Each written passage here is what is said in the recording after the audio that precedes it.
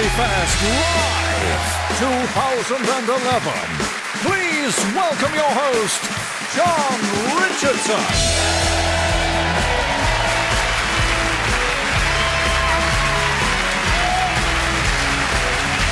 Edinburgh. How are you? Welcome to the Edinburgh Comedy Festival Live. So, the Edinburgh Festival, are you enjoying it? Kind of. You've kind of boiled it all down into one show, so I'm guessing you're not massively into the festival. We can see it in one evening and then just piss off. I quite like the Edinburgh Festival. I mean, there's nowhere in the world where there are more happy people trying to spread happiness for other people, and it, frankly, is mildly irritating. I'm not a big fan of the happy, if I'm honest. Give us a cheer if you describe yourself as a happy person. Yeah. That's nice. Give us a cheer if you'd say you're always happy. Yeah. Bullshit, impossible. Absolutely impossible. What you're doing there is not paying attention. I don't, because some stuff is shit, isn't it? It's just a fact in the world. Some stuff is shit, and you have to acknowledge that so you can deal with it. And the problem with happy people is if you say to them, "Oh, I'm just not feeling it today, I'm not very happy," their advice is terrible. It's always just, "Oh, you should, just chillax." You're making that quite difficult with your vocabulary at the moment. And that's like going up to someone who's just been shot and saying, "Hey, you want to stop bleeding?" It's not advice, is it? I hate the simplicity of it. When I think of happiness, the image that comes to mind is a man in Edinburgh who's a homeless man, and he used to stand outside the Sainsbury's on Rose Street in town, and he used to sing Bobby McFerrin's "Don't Worry, Be Happy." And that was his thing, that it would cheer you up and you would give him some money. The song, if I'm honest, annoys me beyond belief. That's not advice, is it? Don't worry, be happy. Oh, I hadn't thought of that. That's a monster to ride it. There's a line in that song where he says, "Your landlord says your rent is late. He may have to litigate." Don't worry. That sounds a bit stressful to me, Bob. That sounds like the sort of thing, if it was happening to me, I probably would worry a little bit, just in case there was a solution I could find. Right? My lyrics to that song would be, "Your landlord says your rent is late. He may have to litigate. Perhaps it's time to consider a second source of income." Certainly in the short term, but with a possible double-dip recession looming following cutbacks, you might want to think longer term as well, to be honest. I mean, ideally, if you've got a spare room in your house, just take on a flatmate, which still rhymes. Litigate, flatmate. There are some issues of rhythm and structure, but aren't there always, ladies? It's a well-concealed penis joke, that's all it is. Don't be ashamed of yourself. It's not advice, that, is it? And he used to stand there, this man, he used to sing the song, and I think the idea is you go into Sainsbury's and you're all angry at the world because you're stressed, right? And you see this man, you think, this man has got nothing, he hasn't got a house, he hasn't got a job, and he's happier than me because he's just decided to be. And you give him some money and off you pop and you feel better about life, right? I think that's what you're supposed to think. It's not what I used to think. I couldn't help but think what he's really saying is, my decision not to worry about anything has led to me being unable to feed and house myself. Would you, as a man who was worried frequently, and not just about stuff that concerns you, but the most trivial, banal shit you could possibly imagine, give me some money to facilitate my future life choice? Because you don't worry selfishly, do you? Now I'm stressed about him. What he's basically saying is, can you worry for two? Because I'm not really bothered. Right?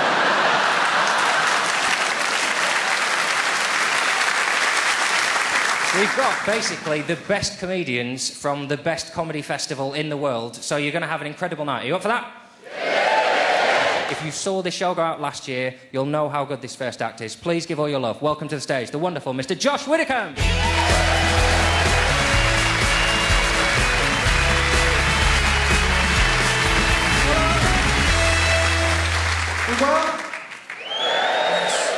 I'm not as good as that at answering questions.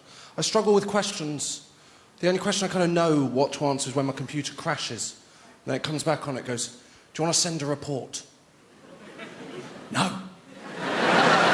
Not grass.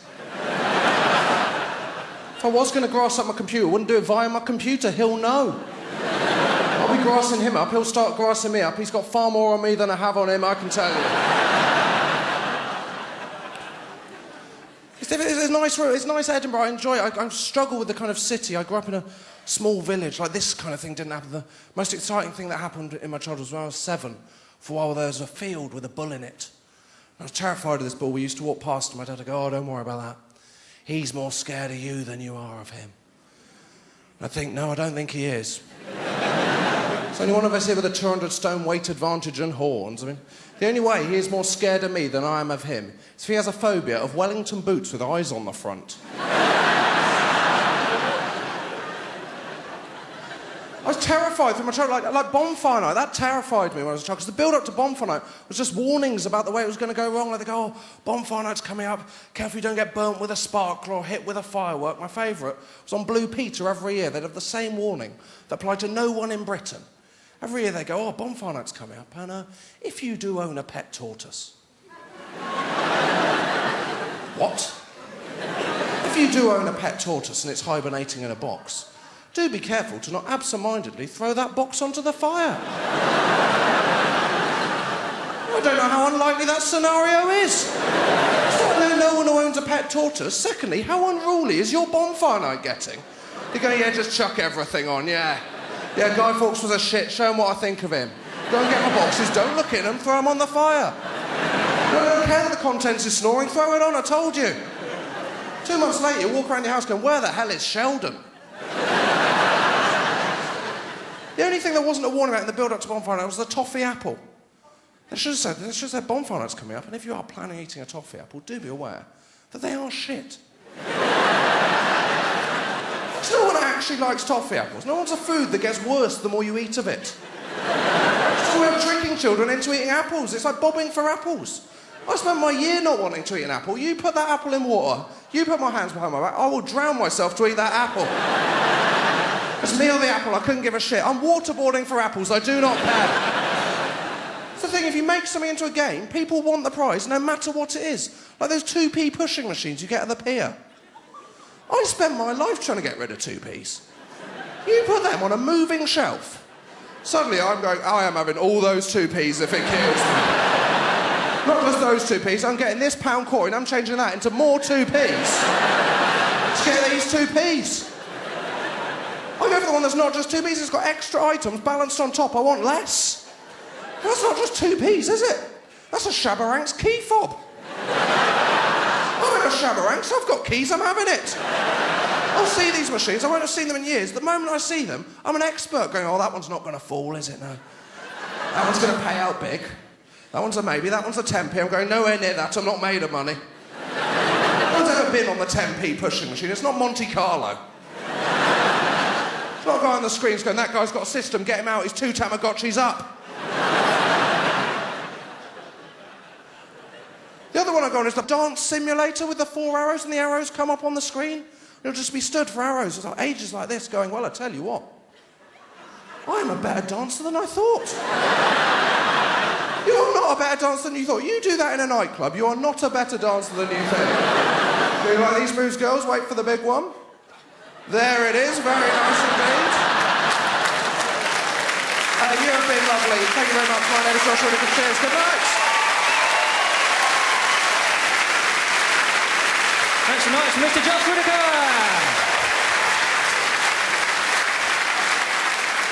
Next up, there are some comedians who they have a gift that means when they come out, you just hope they stay forever. This guy's absolutely one of them. You're going to love him. Please welcome Mr. Neil Delamere.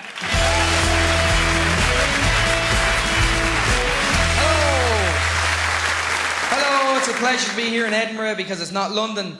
And the last time there was riots in London, and this is why I like it, the last time I was in the riots in London, that my auntie, who's 85, saw the footage, and the police were trying to kettle the students in, which means corralling them like you're kind of trying to keep steam in a kettle. Now, my auntie, who's 85, knew it was something to do with kettles or tea or something along those lines, and she said to me, did you see what's happening in London? The police are teabagging students. And I'm pretty sure they're not, actually. Because they are. I saw it on Sky News. And my brother said maybe they are teabagging students, and that's why if you do an impression of an English Bobby, you traditionally go, hello, hello, hello. We had a little bit of civil unrest in Dublin recently as well. Tiny bit when the Queen came over. 50 chavvy scumbags turned up to O'Connell Street and protested by releasing 1,000 black balloons. Somebody clearly went, quick, the Queen's coming over, blow something up.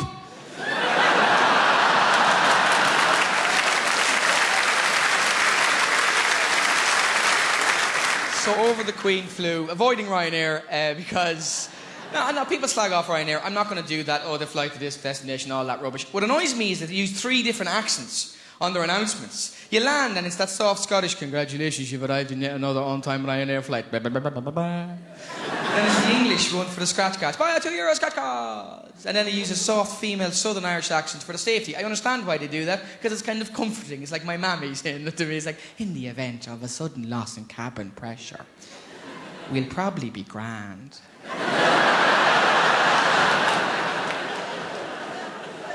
A cup of tea will fall from the panel above your head. To start the flow of tea, pull the teapot towards yourself. You know, it's kind of comforting. They use Scottish for punctuality, English for selling, and Southern Irish for the safety. They don't play Northern Irish that we know of. I think if you crash, they play a Northern Irish accent, because you've only a couple of minutes, and that's not an accent to mess around with. I'd say you hit the wall, and it's like, right, you've got 2 minutes to get out. Go, go, go, go, go, go, go, go, go, go, go. Leave your bags, you're on a Ryanair flight, your clothes are probably shite anyway.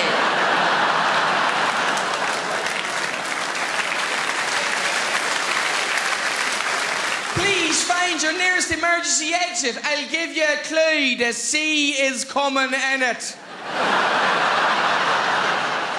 Remember, you can have more children, so pick your favourite one.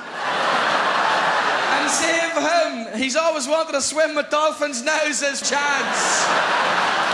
You can't find your favourite one, pick the ginger one. It'll be easier for the helicopters to spot.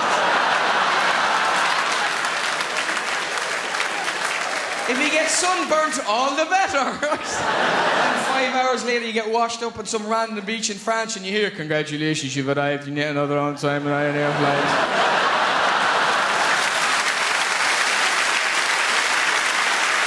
Ladies and gentlemen, it's been a pleasure. Enjoy the rest of your night. See you again sometime. Good luck, bye-bye. Mr. Neil Delamere.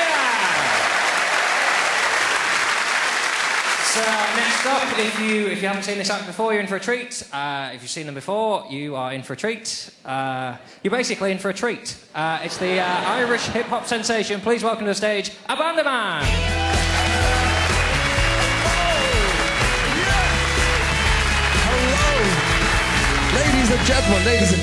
Ladies and gentlemen, how are we all? We are the Irish hip-hop crew. I know, I'm surprised too. Ladies and gentlemen, we're going to try a little something tonight. We're going to try and write the most beautiful musical we can in 4 minutes. Now, we need a little bit of help from you. First thing we'd like you to do is everybody in this room take out the oddest thing you can find in your pockets, in your purses. Just take it out. Oddest thing you can find, take it out. Every single person. Ladies and gentlemen, we're going to try and write the greatest musical ever. Before that, we need a bit of a champion. I'm going to pick this man on the edge here. What's your name, sir? Greg. What do you do, Greg? If you work in a cafe called Greg's, I'll love you even more, but neither here nor there. What do you do, Greg? Student. You're a student. What do you study? Accountancy. Accountancy, legend. This is going to be already an awesome musical. Greg, if you could do anything, maybe something in the future, if you met a genie today, one wish, what would it be for? Something a bit esoteric. Become a professional golfer. To become a professional golfer. Nothing to do with what you're studying. I like your style. You're a dreamer, Greg. Ladies and gentlemen, we're going to try and write the greatest musical that's ever been written about Greg's life. He studies accountancy. He wants to be a golfer. Anything that we touch, you're going to hold up those items. If we touch them, we're going to try and use them as inspiration for a line in Greg's musical. I'm going to play Greg. This is complicated, but it's how Lloyd Webber wrote Cats. Ladies and gentlemen, every single person, hold whatever objects you've got in the air. Ladies and gentlemen, I will become Greg. Hold them on up. Anything that we touch has to go in a rhyme. This is the ballad of Mr. Greg! Oh yeah, he likes to count money in large amounts. Oh yeah, he's the best, so give it up for your boy Greg. Okay, this is my show, now blow the whistle. As a child, all I did was count the Skittles. That's right, you know, I did it insane, yo, and then count all the numbers in the rainbow. Don't you know, I was like a joker, count all day energy from a Coca-Cola. That's how I did it with ease. I broke into a math superstore with these keys. Yes, you know, when I was just a young fella, I want to be Rihanna with this umbrella. But I decided, yes, no doubt you see, that I could do better and do some accountancy. Don't you know, my life was swell. My favorite thing to do is to look at Excel. That's right, you know, I'm saying, my friend, I just sat with math paper and a pen. Yeah.